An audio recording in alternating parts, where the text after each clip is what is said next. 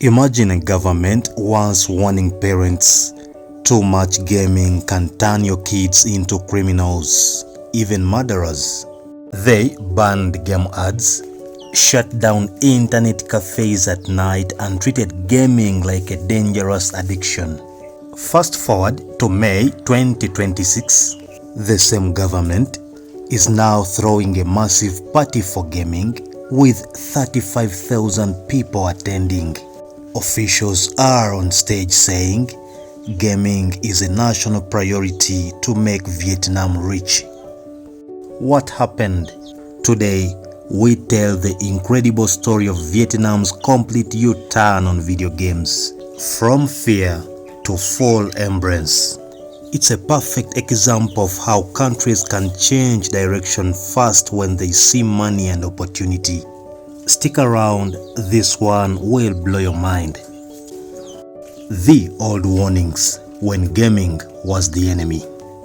Back in the late 2000s and early 2010s, Vietnam's leaders saw video games as a big social problem. State media and officials warned that video games were addictive and dangerous for young people. Real events made it worse. Newspapers reported stories of teenagers robbing or even killing to get money for online games. One tragic case in the year 2011, a teen allegedly murdered a 7-year-old neighbor just to steal money for gaming. Cases like this led to public anger.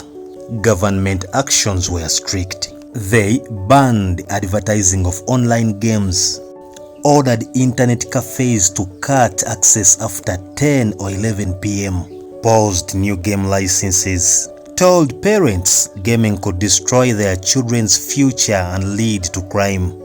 This wasn't unusual back then in parts of Asia.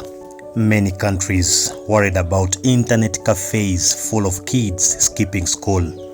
Vietnam, still a developing communist country focused on factories and farming, saw games as a distraction, not an industry.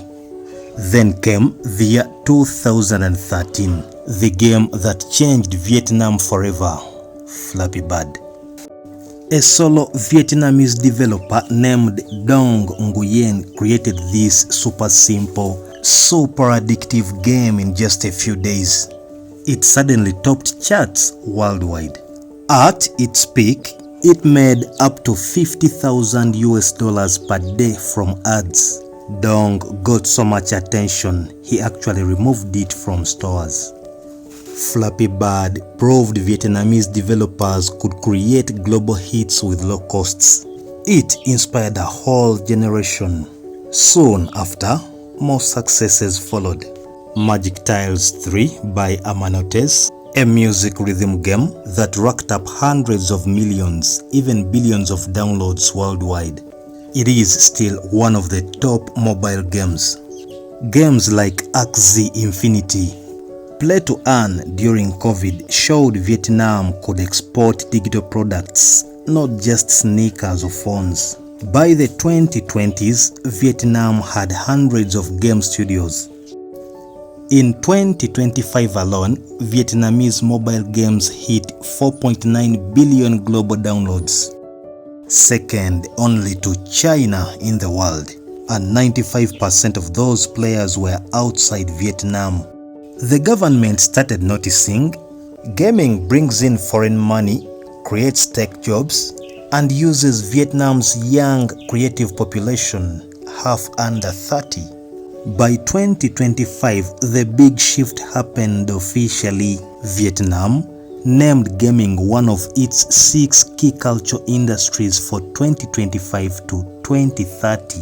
Prime Minister's strategy calls it vital for a knowledge-driven economy. They set ambitious targets: grow from around $650 million revenue now to $1 billion by 2030. Some reports even project $2.4 billion by 2029.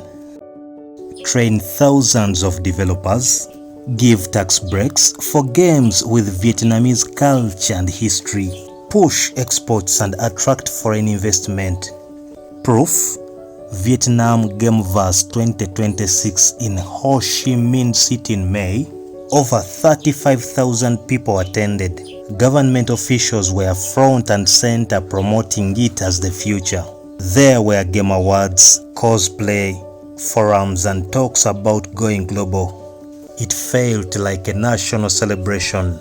This is very similar to how Vietnam is following a China-light path we talked about before, starting with cheap manufacturing, then moving up to higher value things like tech and digital exports. Why flip? Simple economics. Gaming creates high-paying jobs in programming, art, design and marketing.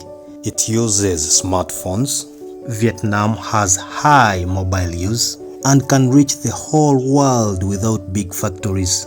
It's also smart geopolitics, less dependence on just making clothes or phones for other countries. But challenges remain. They still regulate for addiction, time limits for minors, fight piracy and IP theft, and compete with giants like China and the US. Not every game will be a hit.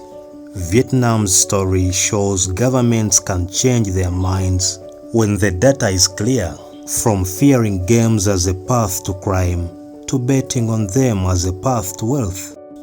It is a huge lesson for other developing countries. Your young people's hobbies can become national strengths.